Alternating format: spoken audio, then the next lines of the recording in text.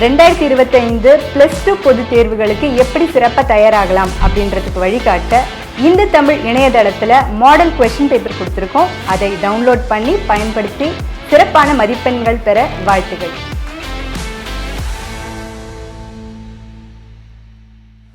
இந்து தமிழ் திசை நேயர்களுக்கு வணக்கம். 12ஆம் வகுப்பு பொதுத் தேர்வில் எப்படி குறைந்தபட்ச மதிப்பெண் எடுத்து தேர்ச்சி பெறுவது என்பதை பார்த்து கொண்டிருக்கிறோம். அதிகபட்சமாக 100 மதிப்பெண் எடுப்பதற்கான வழிமுறைகள் உங்களுக்கு முந்தைய காணொலிகளில் சொல்லப்பட்டது. இந்த காணொலியில் மற்ற பாடங்களுக்கு ஏற்கனவே இயற்பியல் பாடங்கள், வேதியியல் பாடம் பார்த்தோம். இந்த காணொலியில் உயிரியல் பாடத்தில் எப்படி குறைந்தபட்ச மதிப்பெண்கள் எடுத்து தேர்ச்சி பெறுவது. அதிகபட்ச மதிப்பெண் என்பதற்கு ஒரே ஒரு வழிமுறை தான், பாடம் முழுமையாக படிப்பது, உள்பக்கங்களில் உள்ள அனைத்து உங்களுக்கு தெரியுமா போன்ற கட்டமிட்ட செய்திகளை எல்லாம் படித்துக் கொள்வது என்பதை தெளிவாக சொல்லிவிட்டேன்.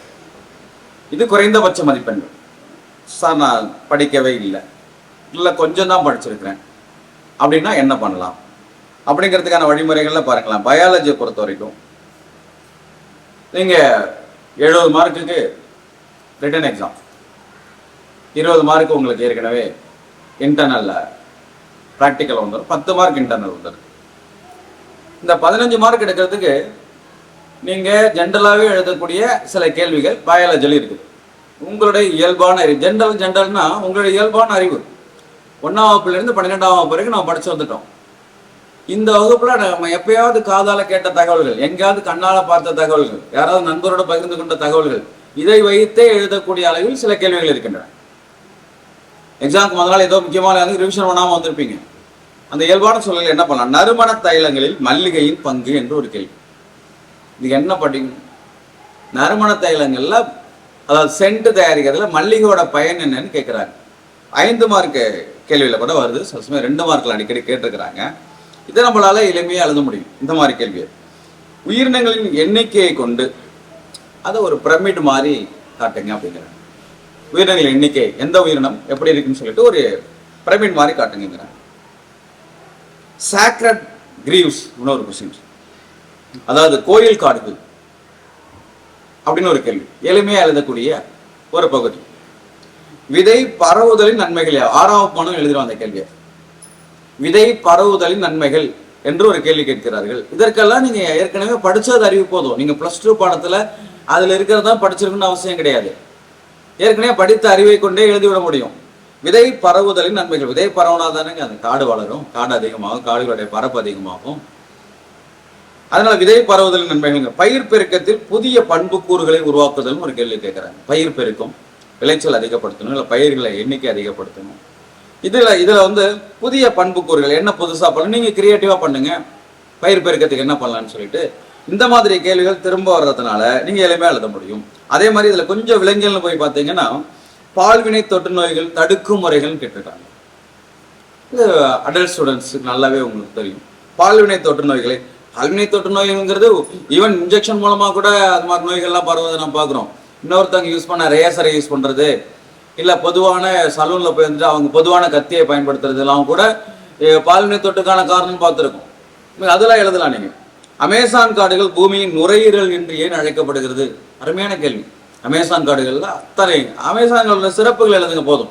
அதனால இது நுரையீரல் அழைக்கப்படும் எளிமையாக எழுதி முடிக்க முடியும்.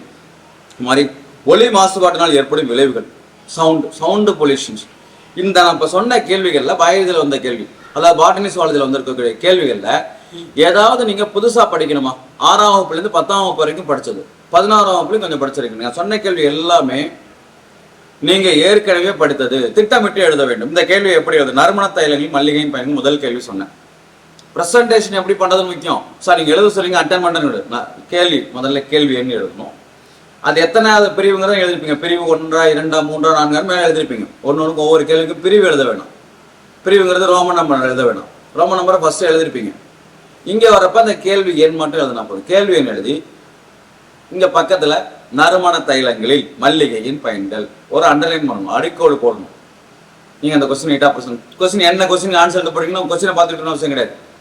வேல்யூ பண்றாங்க, வேகமா திருத்துவாங்க, அவங்களுக்குன்னு ஒரு டார்கெட் டைம்ல முடிச்சாகணும். அதனால அவங்க கண்ணுக்கு நேரா தெரியும், இந்த கேள்விக்கான பதிலும் தெரியணும். நறுமண தைலங்கள் மல்லிகையின் பயன்கள் எழுதி அடிக்கோடிட்டு அதுக்கு கீழே ஒரு 2 மார்க்கெல்லாம் 3 பாயிண்ட் எழுதுங்க, 5 மார்க்கெல்லாம் ஒரு 7 பாயிண்ட் எழுதுங்க. மல்லிகையோட பயன் ஸ்டார் போட்டு அழகா எழுதலாம். இல்ல இதுல சப்ஹெட்டிங்ஸ் உங்களால கொடுக்க முடியும், துணை தலைப்புகள் கொடுக்க துணை தலைப்பு எழுதுங்க. உங்களுக்கு படிச்ச நாலேஜை வச்சு ப்ரெசென்ட் பண்றதுக்கு இதெல்லாம் நீங்களா கிரியேட் பண்ணணும்.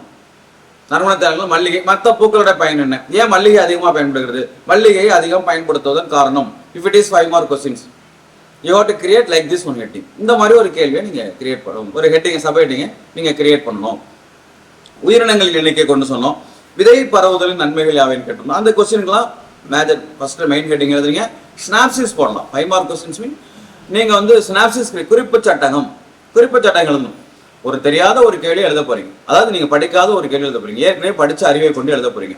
ஆனா நீங்க அதை பிரசன்ட் பண்றதுக்காகவே உங்களுக்கு அதிகபட்ச மார்க் கிடைக்கும். இப்போ இந்த ஒரு கொஸ்டின் பாருங்களேன், ஒலி மாசுபாட்டினால் ஏற்படும் விளைவுகள் யாவைன்னு கேட்கறாங்க. அப்போ if it is question number 42 42 question number போட்டீங்க. ஒலி மாசுபாட்டின் விளைவுகள் எழுத போறீங்க.